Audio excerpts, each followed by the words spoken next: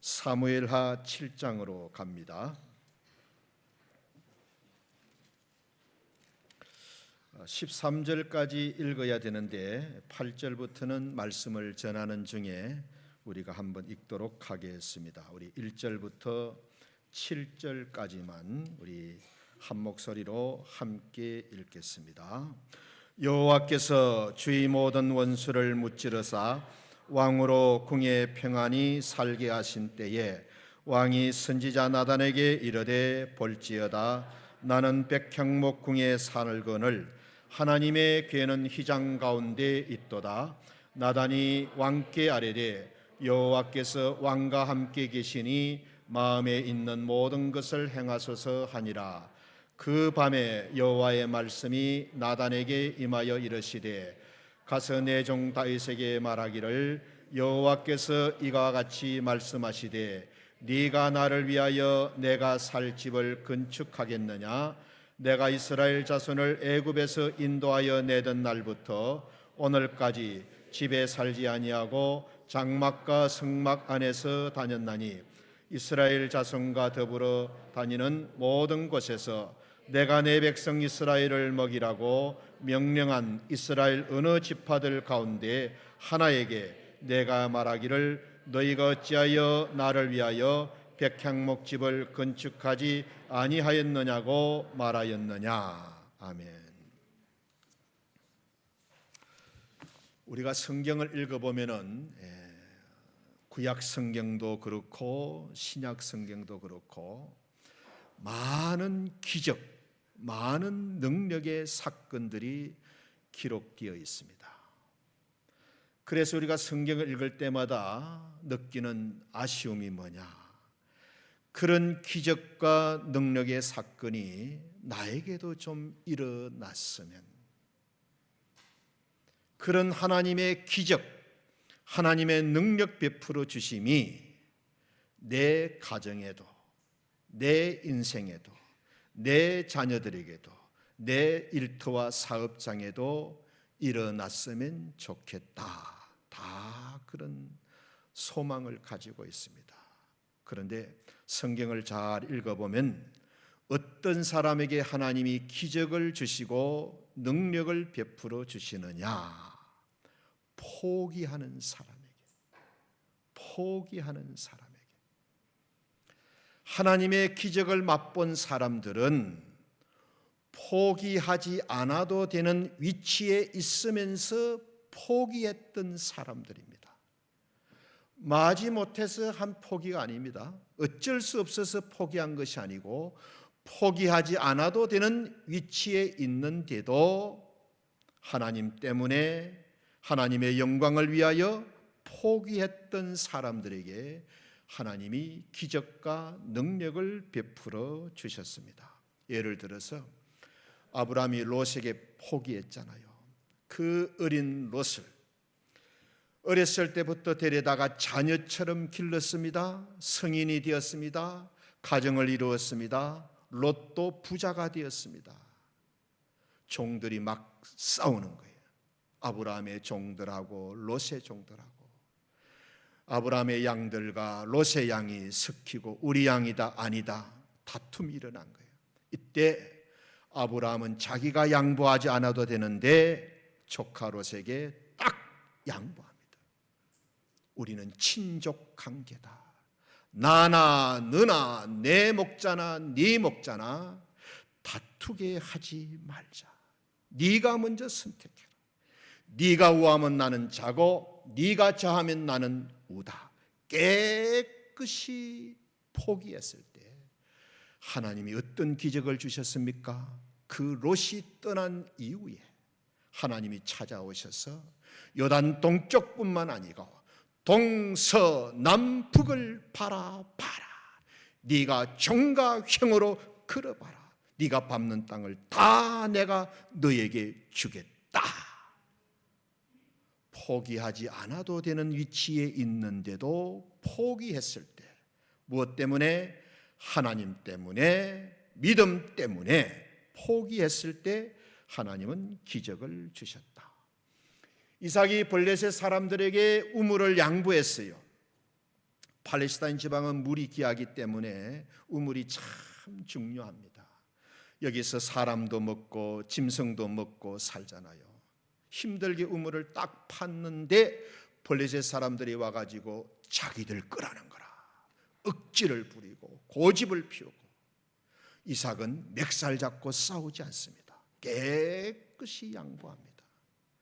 저기 가서 또 우물을 파면 또 블레셋 사람들이 와가지고 우리 건데 억지를 부리고 또 양보합니다. 그래서 성경을 읽어보면 4번이나 우물을 팠는데 다 양보합니다. 양보하지 않아도 되는데 양보했을 때에 하나님이 엄청난 기적과 축복을 주십니다. 그 이후로는 이삭은 가는데 가서 우물을 파는 곳마다 물이 솟는 그런 기적과 능력을 베풀어 주셨어요.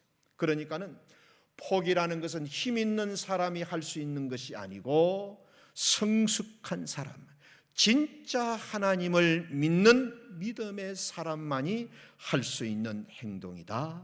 이렇게 말씀드릴 수 있습니다. 우리는 보통 어떤 때 포기하느냐?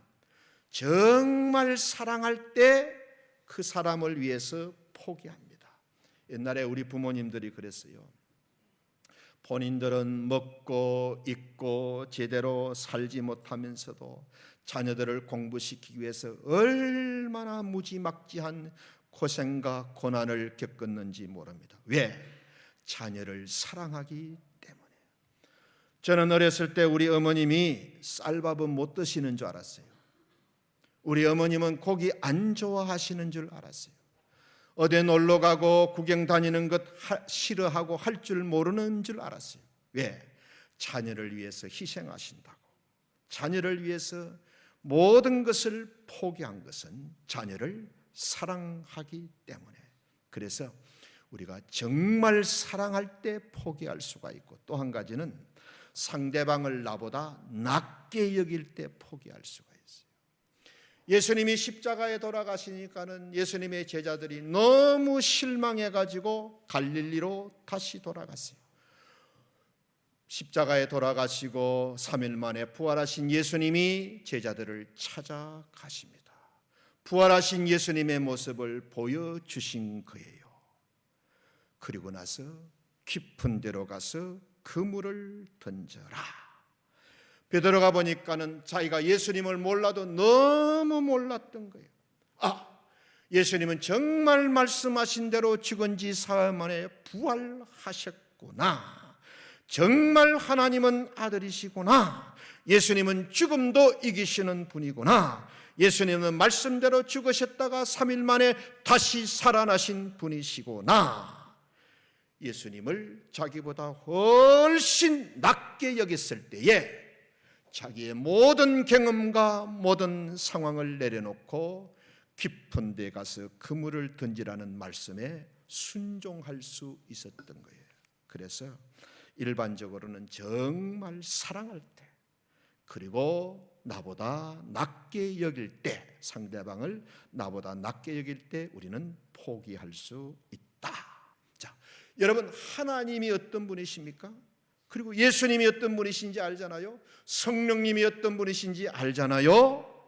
우리가 정말 하나님을 사랑하고 정말 주님을 사랑하고 정말 보혜사 성령님을 사랑하고 믿는다면, 잘 들으세요, 우리는 하나님 앞에서, 우리는 예수님 앞에서 얼마든지 나를 포기할 수 있는 거예요. 얼마든지 하나님의 말씀과 우리가 참 진리 앞에서 얼마든지 나를 내려놓을 수 있지 않습니까? 자, 고개 들고 저를 보세요. 질문을 하나 드립니다. 내가 지금까지 예수님을 믿고 지금까지 살아왔는데 내가 예수님을 위해서 포기하고 내려놓은 것이 어떤 것이 있느냐는 질문입니다. 좀 더 구체적으로, 내가 지금까지 예수님을 믿는 사람으로 살아왔는데 내가 정말 예수님 때문에 내려놓고 포기한 것이 어떤 것이 한 번이라도 있느냐는 질문.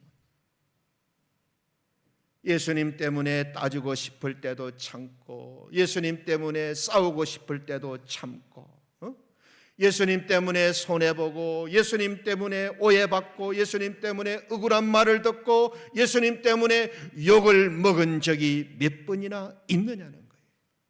안 그러면 그때마다 내 감정대로 하고 성질대로 살았느냐는 질문입니다. 우리가 정말 하나님을 사랑하고 예수님을 사랑하고 성령님을 사랑하고 교회를 사랑하고 그렇다면 정말 우리는 포기하고 양보할 수 있다는 말씀인 거예요. 내가 하나님을 위해서 포기하면 하나님이 나에게 성경을 보면 기적을 주시고 능력을 주십니다. 롯에게 요단 동편을 다 포기했더니 하나님이 동서남북의 축복을 주시잖아요. 이삭이 블레셋 사람들에게 우물을 다 양보하고 포기했더니 하나님은 가는 곳마다 파면물이 나는 기적과 능력을 주셨잖아요. 그러니까 여러분, 하나님 때문에, 주님 때문에, 성령님 때문에 포기하고 양보하는 것은요, 공짜가 아닙니다. 엄청난 보상이 있고 존귀함이 있고 하나님이 기적을, 능력을 주신다는 말씀. 그래서 우리가 무엇을 포기할 때 하나님이 기적을 주시느냐? 성경의 많은 기적 사건들, 이런 것들은 고린도전서에 보면 다 오늘 우리에게 주시는 거울과 같다 그랬어요.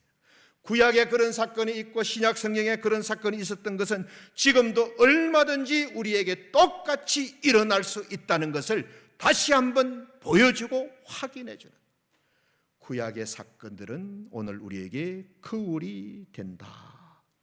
자, 첫째로는 하나님은 내 신분을 포기할 때 기적을 주십니다. 사람은 다 신분이 있어요. 사회적인 위치, 신분이 있습니다. 근데 그 신분을 딱 내려놓으면 그 신분에 맞는 대접을 포기할 수 있어요. 신분에 맞는 대접이 따로 있고 신분에 맞는 일이 따로 있다고 하는 이런 생각에서 우리가 벗어날 수 있습니다. 예수님이 하나님의 아들이라는 신분을 포기했을 때 가장 비참한 죽음을 받아들일 수가 있었던 거예요. 하나님의 아들이라는 그 신분을 포기했을 때 강도들과 똑같이 십자가에 달릴 수 있었던 거예요. 이렇게 신분을 내려놓고 포기했을 때 하나님은 어떤 축복을 주셨는가? 함께 읽습니다. 그는 근본 하나님의 본체시나 하나님과 동등됨을 취할 것으로 여기지 아니하시고 오히려 자기를 비워 종의 형체를 가지사 사람들과 같이 되었고 사람의 모양으로 나타나사 자기를 낮추시고 죽기까지 복종하셨으니 곧 십자가에 죽으심이라. 이러므로 하나님이 그를 지극히 높여 모든 이름 위에 뛰어난 이름을 주사 하늘에 있는 자들과 땅에 있는 자들과 땅 아래에 있는 모든 자들로 무릎을 예수의 이름에 꿇게 하시고 모든 입으로 예수 그리스도를 주라 시인하여 하나님 아버지께 영광을 돌리게 하셨느니라. 하나님의 아들을 이다른 신분을 포기했을 때 하나님은 어떤 축복을 주셨는가? 모든 이름 위에 뛰어난 이름을 주셨다. 하늘에 있는 자들과 땅에 있는 자들과 땅 아래에 있는 모든 자들로 무릎을 예수님의 이름 앞에 꿇게 해주셨다. 모든 입이 예수님을 주로 시인하게 해주셨다. 하나님 아버지께 영광을 돌리게 하셨다. 여러분 꼭 기억하세요. 내가 믿음 때문에, 내가 신앙 때문에, 내가 하나님 때문에 무엇을 포기하는 것은 반드시 보상도 있고 존귀함도 있고 하나님의 기적과 능력을 입게 된다. 우리가 인도네시아에서 살아서 좀 아는데 이 인도네시아는 아주 좀 못된 문화가 있어요. 잘못된 문화가 있습니다. 그게 뭐냐면 자기 신분이 요구하는 이 대접 때문에 할 일, 안 할 일이 딱 정해져 있어요. 제가 우리 유치원 교사들하고 많이 불편했던 게 이런 거예요. 유치원 교사들이 청소를 안 해. 아무리 이 공간이 예배드리는 예배당이고 아무리 예배하고 아무리 기도하고 아무리 이 성전이 성전이라 해도 내가 교사인데 어떻게 청소하냐 이거야. 청소는 마땅히 오피스 보이들이 해야지. 내가 교사인데 어떻게 청소를 하냐 이거야. 아주 잘못된 생각을 가지고 있습니다. 우리가 한때 인도네시아 사람들하고 같은 교회를 썼잖아요. 인도네시아 교인들이 식사하고 남은 그 그릇, 식지 않은 그릇에 파리가 새카맣게 앉아 있는데도 안 씻습니다. 설거지는 오피스 보이들이 해야지. 나는 그릇 씻을 신분이 아니라는 거예요. 먹는 사람 따로 있고 씻는 사람 따로 있다는 거예요. 유치원 교사도 청소 안 하는데 가방끈이 훨씬 긴 목사님들이 청소하겠습니까? 그래서 인도네시아 교회를 가보면 교회가 너무너무 지저분하고 더럽습니다. 벽에 낙서가 되어 있고 구석구석 거미줄이 쳐져 있고 선풍기는 그냥 날개에 때가 새카맣게 묻어 있고 이런 구석구석이 더럽고 얼마나 청소를 안 하는지. 목사님들이 청소 안 해요. 왜? 오피스 보이가 청소해야지. 내가 목사님인데 어떻게 청소하냐 이거야. 여러분, 교회를 그렇게 만들어 놓으니까는 전도가 되겠어요? 교회가 그 지역에서 가장 깨끗하고 가장 가고 싶고 가장 오래 머물고 싶고 가장 나가기 싫고 가장 좋은 곳이고 가장 또 오고 싶은 그런 곳으로 만들어야지. 인도네시아 교회가 많이 생각을 바꾸어야 됩니다. 하나님은 언제 우리에게 기적을 주시느냐? 신분을 내려놓을 때. 우리 목사님 장로님들 잘 들으세요. 교회 화장실에 휴지가 떨어져 있다. 내가 목사인데 내가 장로인데 어떻게 주워? 그러면 안 돼요. 그러면 안 돼요. 내가 우리 부목사님들에게 늘 하는 말이 있어. 내 눈에는 보이는데 당신들 눈에는 왜 안 보이냐? 봐도 안 보이는 못 본 척하는 거 아니냐 말이에요. 여러분 식당에 가가지고 다른 집 아이들이 음식을 흘려놓으면은 그냥 본 사람이 치우세요. 내가 어떻게 직분자인데 이걸 치워? 질문 하나 드립니다. 주일날 교회에 딱 왔는데 교회 현관에 개가 똥을 싸놨어. 누가 치워야 될까요? 네? 오피스보이 출근할 때까지 기다려야 됩니까? 아니면 목사님이 치워야 됩니까? 아니면 본 사람이 먼저 치워야 됩니까? 여러분, 교회를 내 집만큼도 사랑 안 하면서 그 신앙이 무슨 1%라도 진실이 있겠어요? 가짜지. 하나님의 집을 내 집만큼도 귀하게 여기지 않으면서 그게 무슨 신앙이고 무슨 믿음이겠어요? 가짜지. 가짜지. 여러분 정신 차려야 돼요.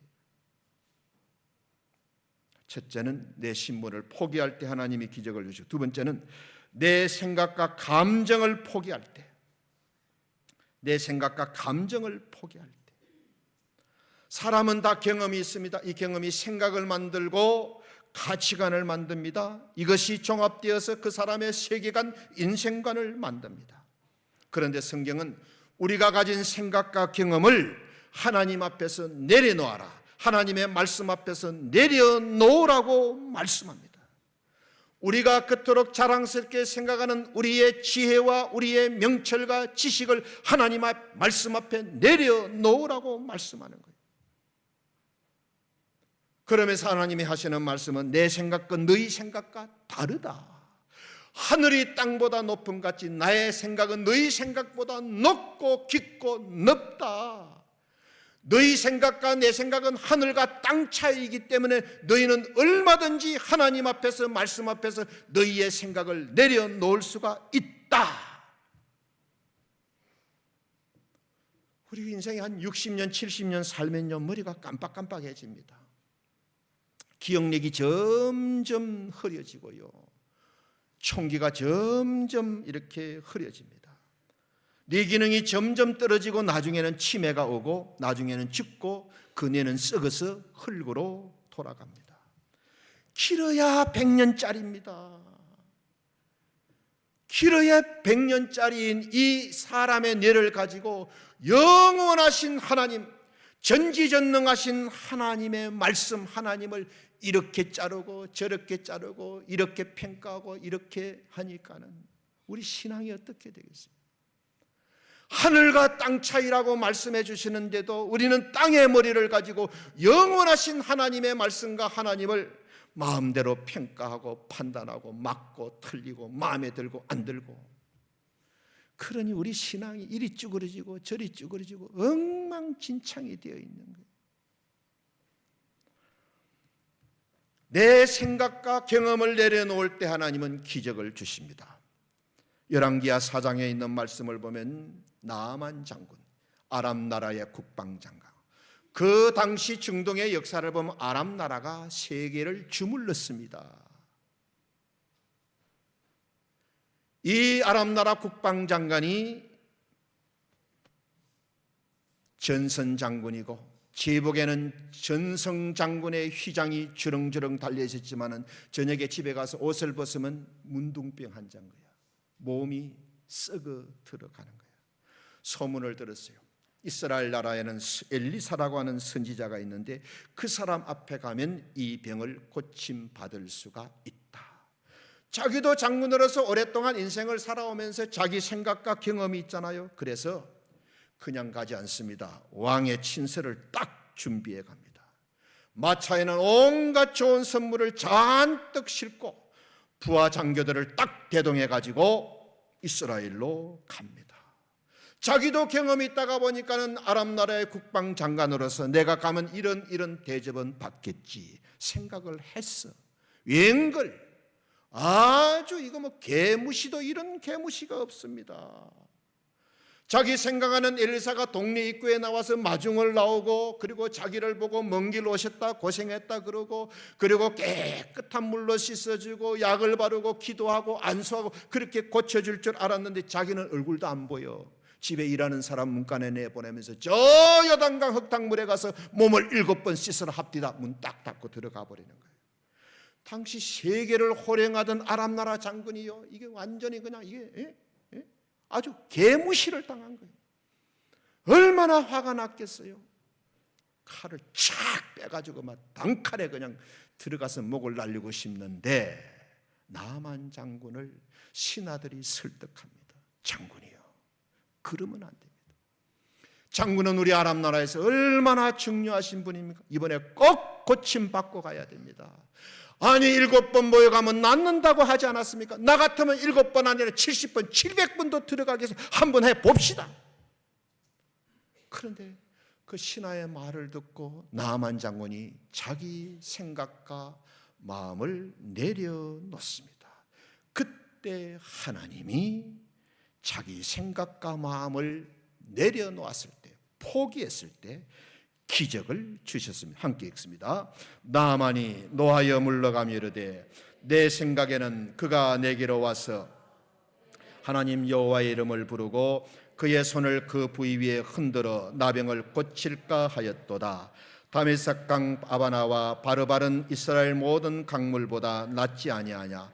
내가 거기서 몸을 씻으면 깨끗하게 되지 아니하랴 하며 몸을 돌려 분노하여 떠나니 그 종들이 나와서 말하여 이르되 내 아버지여 선지자가 당신에게 더 큰 일을 행하라 말하였다면 행하지 아니하였으리까. 하물며 당신에게 이르기를 씻어 깨끗하게 하라 함이리까 하니 나만이 이에 내려가서 하나님의 사람의 말대로 요단강에 7번 몸을 잠그니 그의 살이 어린아이와 살같이 회복되어 깨끗하게 되었더라. 자기 생각과 경험을 내려놓았을 때 하나님은 기적을 주신 거예요. 요한복음 9장을 보면 예수님이 길을 가실 때 날 때부터 소경된 사람을 만납니다. 제자들이 물었어요. 하나님, 예수님, 이 사람 소경된 것이 자기 죄 때문입니까? 아니면 부모님 죄 때문입니까? 예수님의 대답은 아니다. 이 사람 때문도 아니고 부모님 때문도 아니고 하나님이 하시는 일을 나타내고자 합니다. 함께 읽습니다. 이 말씀을 하시고 땅에 침을 뱉어 진흙을 이겨 그의 눈에 바르시고 이르시되 실로암 못에 가서 씻으라 하시니, 여러분, 세상에 아무리 앞을 못 보는 소경이라 해도 이렇게 하면 됩니까? 그 좀 깨끗한 물로 싹 닦아주고 좋은 약을 발라주고 그리고 안수하고 그렇게 낫게 해주셔야 되지. 땅에다가 침을 딱 뱉어가지고 흙을 싹 이겨가지고, 그리고요 침을 한 번 뱉어가지고는 이게 안 이겨집니다. 여러 번 뱉어야 됩니다. 여러 번 뱉으면 노란 가래가 나오게 되어 있어요. 인상 펴세요. 얼마나 더럽습니까? 얼마나 지긋지긋합니까? 그래가지고 소경의 눈에다 쓱쓱 발라주면서 저 실로암 못에 가서 씻으라는 거라. 지도를 보면요, 실로암 못에 가려면 고개를 하나 넘어야 돼. 정상적인 사람도 흑흑거리면서 가야 돼. 앞을 못 보는 소경을 눈에다가 진흙을 발라가지고 앞을 두드려가면서 언덕을 넘어서 고치려면 거기서 고쳐주지. 저 실로암 못에 가서 씻으라. 땅에다가 침을 뱉어가지고 진흙을 이겨가지고 그 더럽고, 여러분 이러면요 없던 병도 생겨. 멀쩡한 눈도 병들어. 너무너무 비위생적이고 비상식적이잖아요.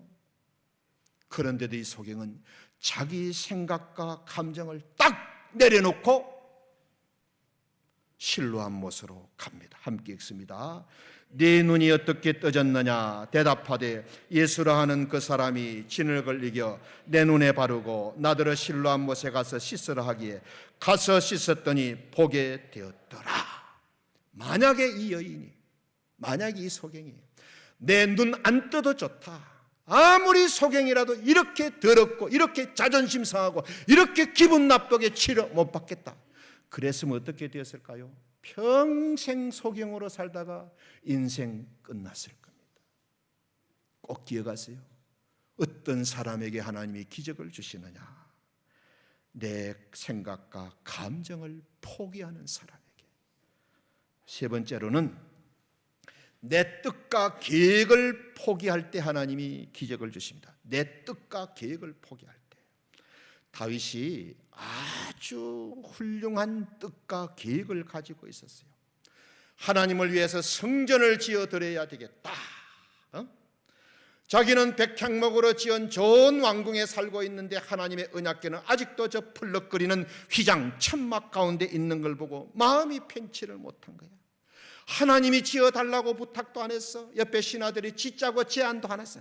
오직 다윗 마음 속에 하나님을 위하여 성전을 지어드려야 되겠다. 그런데 하나님이 나단 선지자를 보내가지고 넌 안 돼. 넌 그동안 전쟁을 많이 해가지고 피를 많이 흘린 사람이기 때문에 너는 성전을 짓지 말라. 하나님이 지어달라고 부탁도 안 했어. 자원하는 마음 가지고 하나님을 위해서 성전을 짓겠다는데 하나님이 안 된다는 거야. 그리고 또 그 전쟁은 하나님이 다 허락해서 싸운 거 아니에요. 전쟁에 나가기 전에 하나님 앞에 딱 제사를 드리면서 하나님의 뜻을 구하면, 하나님 이 전쟁에 나가야 됩니까? 네 원수들을 너에게 붙인다. 딱 하나님의 뜻을 파악하고 약속을 붙들고 전쟁에 나가서 다 승리했잖아요. 그런데 이제 와서 하나님이 너는 전쟁을 많이 해서 피를 많이 흘린 사람이다. 안 된다는 거예요. 다윗은요 그 말 딱 한마디에 자기의 계획과 뜻을 딱 내려놓습니다. 이렇게 말하지 않아요. 에이, 나단 선지자 하나님의 말씀을 잘못 들었을 겁니다. 하나님이 그러실 분이 아닙니다. 나는 백향목궁에 사는데 하나님의 귀는 휘장 가운데 있어가지고 내가 마음이 편치 않아가지고 하나님을 위하여 성전을 짓겠다는데 하나님이 얼마나 기뻐하실 일입니까? 선지자가 뭘 착각하고 있는 것 같습니다. 이렇게 주장할 뻔도 한데 그리 안 했어요. 하나님의 종이 전하는 말에 자기 모든 계획과 생각을 딱 내려놓습니다. 또 우리 같으면 어떻게 하겠어요? 선지자가 그런 말을 하든 말든 기도하면서 일을 밀어붙였을 거예요. 왜? 기도하면 하나님이 마음을 바꾸어 주시겠지. 그러면서 밀어붙였을지도 몰라요. 다윗은 그리하지 않았어요. 하나님이 가만두라고 하니까는 미련 없이 가만두는 거예요. 그렇게 했을 때 하나님이 어떤 축복을 주시냐? 엄청난 축복을 주십니다. 함께 읽습니다. 그러므로 이제 내 종 다윗에게 같이 말하라. 땅에서 위대한 자들의 이름같이 네 이름을 위대하게 만들어 주리라. 너를 네 원수에게서 벗어나 편히 쉬게 하리라. 여호와가 또 네게 이르노니 내가 네 몸에서 날 네 씨를 네 뒤에 세워 그의 나라를 견고하게 하리라. 그는 내 이름을 위하여 집을 건축할 것이요 나는 그의 나라 왕위를 견고히 하리라. 나는 그에게 아버지가 되고 그는 내게 아들이 되리라. 내 집과 네 나라가 내 앞에서 영원히 보존되고 네 왕위가 영원히 견고하리라. 얼마만큼 엄청난 축복을 주셨느냐? 8가지입니다. 8가지. 네 이름을 위대하게 만들어주겠다. 네 모든 원수들에게 벗어나 편히 쉬게 해주겠다. 너의 아들이 네 뒤를 이어서 왕위에 오를 것이고 그 나라를 내가 견고하게 만들어주겠다. 그는 내 이름을 위하여 집을 건축할 것이다. 그의 나라의 왕위를 영원히 견고하게 해줄 것이고 나는 그의 아버지가 되고 그는 나의 아들이 될 것이다. 내 집과 네 나라가 내 앞에서 영원히 보존되고 마지막 8번째 네 왕위가 영원히 견고하리라. 자기 생각, 자기 계획, 자기 뜻을 딱 하나님 말씀 앞에 내려놓으니까는 하나님이 어마어마한 축복 8가지를 말씀하시잖아요. 어떤 사람에게 기적을 주시느냐? 내 신분을 포기할 줄 아는 사람에게, 내 생각과 경험을 포기하는 사람에게, 내 뜻과 계획을 포기하는 사람에게, 4번째는 내 자존심을 포기할 때 하나님은 기적을 주십니다. 요새 현대인들이요, 자존심에 살고 자존심에 죽습니다. 이걸 한자성으로 존생존사라 그래요. 내가 지어낸 말입니다. 자존심에 살고 자존심에, 이 자존심이 짓밟히면 순간적으로 사람이 폭력적이 되고 아주 파괴적이 됩니다. 그래서요, 조금 자존심 하면 그냥 회사에 가서도 욱 사표 던져버리고, 조금 자존심 상하면 이혼 서류에도 도장 꽝 찍어버리고, 얼마나 자존심을 견디지 못해하는지 모릅니다. 자존심이 하나님보다 훨씬 위에 가 있습니다. 교회에서도 조금 자존심 상하면 그냥 하나님도 예수님도 성령도 은혜도 보혈도 십자가도 구원도 교회도 없어요. 왜? 자존심이 하나님 자리에 가 있기 때문에. 그 사람은 자존심 때문에 사는 것이지. 예수님이 두로와 시돈 지방을 지나가시다가 가나안 여인을 만났어요. 귀신 들린 딸을 가진, 이 귀신 들린 딸이 되어 놓으니까는 부끄러움을 몰라. 그래서 막 남자들 앞에 가가지고 옷도 막 헐떡헐떡 벗어버리고, 그 엄마가 얼마나 부끄럽고 얼마나 속이 상하겠어요. 그런 딸을 데리고 예수님 앞에 와가지고 우리 딸이 흉악한 귀신에 들렸는데 예수님 제발 우리 딸 좀 고쳐 주십시오. 그러면 예수님이 그 좀 오라 해가지고 좀 고쳐주시면 얼마나 좋겠어요. 예수님이 반응이 없어. 아주 들은 척 많죠. 그래도 계속해서 우리 딸이 흉악한 귀신에 들렸다 그러니까는 제자들이 선생님, 저 여자가 자꾸 자기 딸 고쳐달라고 하기 때문에 시끄러워서 일을 못하겠습니다. 좀 불러다가 낫게 해가지고 보내주는 게 낫겠습니다. 그렇게 무시무시하게 그냥 무시해버리다가 예수님이 하시는 말씀이 뭐냐? 나는 이스라엘 집에 이른 양을 위해서 찾으러 왔지 이방인을 위해서 오지 않았다는 거예요. 나는 이스라엘의 이른 양을 찾으러 왔지 저 이방인을 찾으러 오지 않았다는 거예요. 들은 척 만척 무시하는 것도 힘든데 이렇게 아주 또 차별까지 해버리시네. 예수님이 하시는 말씀이 세 번째는 아주 정말 듣기 거북합니다. 자녀의 떡을 취하여 개들에게 주는 법 없다. 사람이 먹는 것하고 개가 먹는 것은 다르다. 저희 모녀는 개다. 자녀의 떡을 취하여 개들에게 주는 것 옳지 않다. 완전히 그 모녀를 개 취급해버린 거예요. 그렇게도 무시하고 그렇게도 차별하다가 아주 낮으면 막 개 취급해버리는 거예요. 여러분, 자존심 얼마나 상했겠어요. 보통 사람 같으면 나 귀신 우리 딸 고침 안 받아도 좋다. 에? 사람을 어떻게 무시하고 차별하고 개 취급하느냐, 네 죽고 내 죽자 하면서 그냥 멱살 잡고 소매 걷어붙이고 싸웠을 것인데 이 여인은 그리하지 않았어요. 예수님의 그 말씀 앞에 자존심을 딱 포기한 거예요. 함께 읽습니다. 주여 올소이다마는 개들도 주인의 상에서 떨어지는 부스러기를 먹습니다. 자녀의 떡을 취하여 개들에게 주는 것 옳지 않다 했을 때 맞습니다. 우리는 개입니다. 그런데 개들도 주인의 상에서 떨어지는 부스러기는 먹지 않습니까? 예수님, 부스러기 은혜라도 좀 주십시오. 부스러기 은혜라도 좀 주십시오. 그릇에 담긴 것 아니라도 좋습니다. 상에 떨어져 있는 것 아니라도 좋습니다. 부스러기, 바닥에 떨어진 부스러기라도 좀 먹고 싶습니다. 예수님이 얼마나 감동하셨는지요. 그 여자의 믿음이, 네 여자여 네 믿음이 크도다. 네 믿음이 크도다. 네 소원대로 될 것이다. 그때 딸 속에 있는 귀신이 떠나고 딸이 온전한 사람으로 회복이 된 거예요.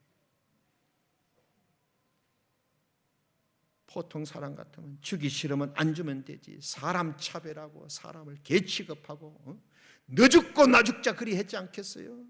그런데 이 여인은 그리하지 않았어요.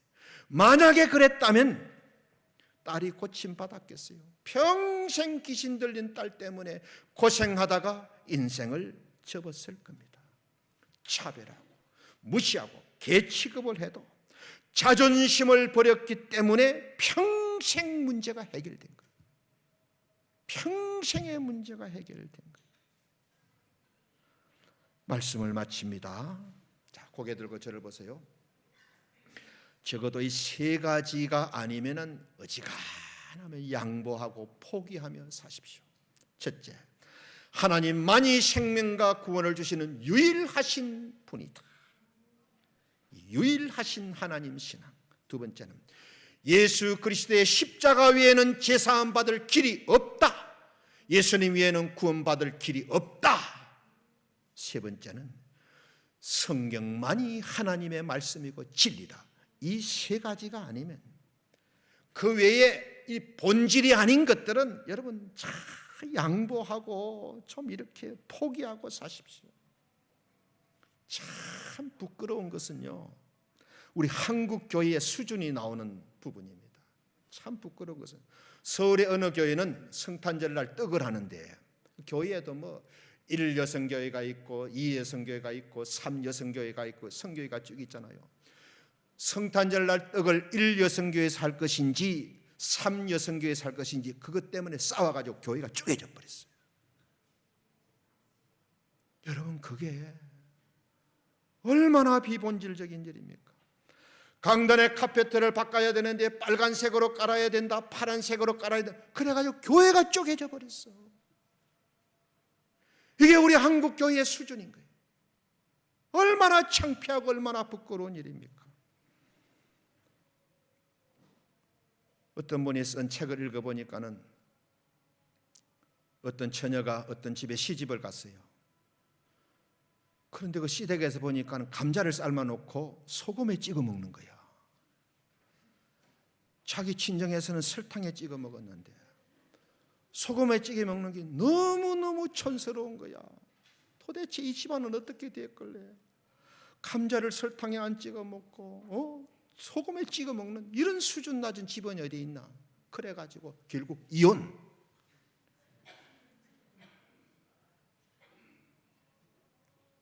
조금 다른 걸 못 참는 거예요.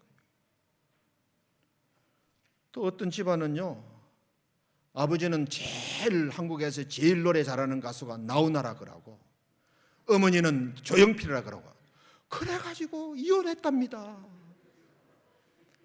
아이고, 나훈아면 어떻고 조용필이면 어떻고 김한일이면 어떻습니까?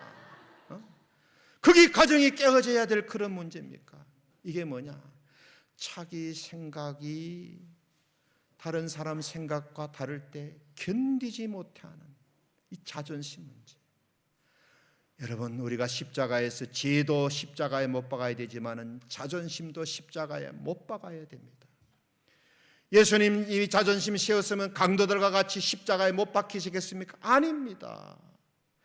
예수님은 우리를 살리기 위해서 자존심 다 내려놓으시고 사람의 몸을 입고 이 땅에 오셔가지고 십자가를 지고 살을 찢고 피를 흘려 죽기까지 하셨는데, 살아서 그 예수님 때문에 구원을 얻고 제사함 받은 우리가 자존심을 빳빳하게 세우고 살면 되겠습니까? 예수님에 대한 도리가 아니고 예의가 아니잖아요. 그리고 책을 좀 많이 읽으세요.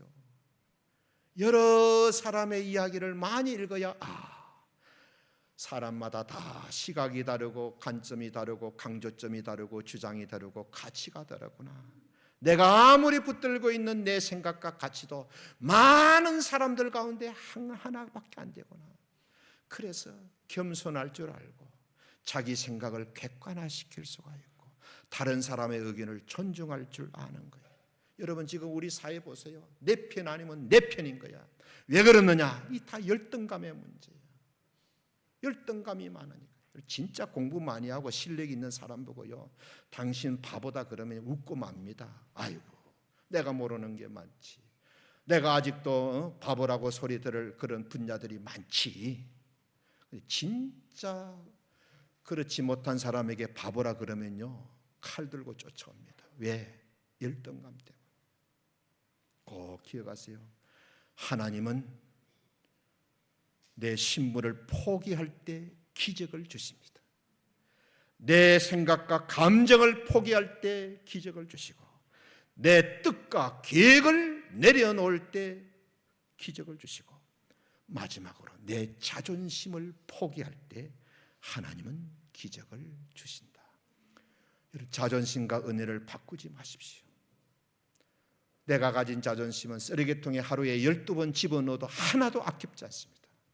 가장 중요한 것은 하나님의 은혜고 하나님의 사랑이고 하나님의 도우심이고 하나님이 주시는 큰 능력인 것입니다. 우리 모두 정말 구약에 나타났던 그 많은 기적과 사건들, 신약에 나오는 그 많은 기적과 사건들이 오늘 우리에게도 그대로 우리의 삶의 거울처럼 그대로 보이고 나타나는 복된 삶을 살아가시는 성도님들이 되시기를 주님의 이름으로 축원합니다. 아멘. 아버지 하나님, 하나님이 우리에게 기적을 언제 주시는지를 말씀을 통해서 배웠습니다. 성경에 나오는 그 많은 기적과 그 많은 하나님의 도우심과 능력의 사건들이 오늘 우리에게도 그대로 일어나고 역사할 수 있도록 하나님이 주시는 기적을 맛보는 그런 성도들이 되게 하여 주옵소서.